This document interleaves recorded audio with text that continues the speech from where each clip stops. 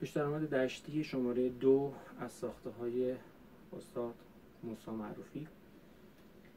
عرض کردم از کتاب 18 قطعه برای ویولون هست که حالا توی این ویدیوها چاپی که برای انتشارات چنگ هست من اجرا کردم. این پیش‌درآمد 2 ضربی هست، 2 چهارم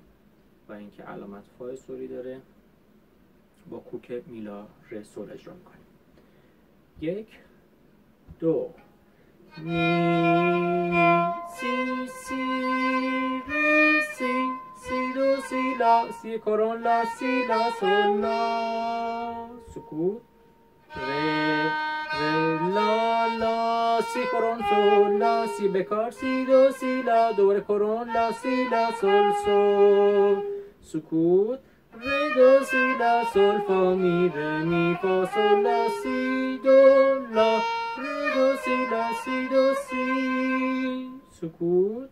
سول لا سی لا سی دو سی لا سول فا می با یارشه فا می سول دو سی لا سول فا می ره می سکوت. اینجا دو سوری داریم و فا بکار میشه. ره دو ره می فا بکار، اول سیم انگشت بره بالا دست نره. فا می ره دو سی لا سی کرون سی لا سول می فا سول لا سی بکار سی دو ره دو سی سکوت سول سی لا دو سی لا گلیساندو از سی بلا سی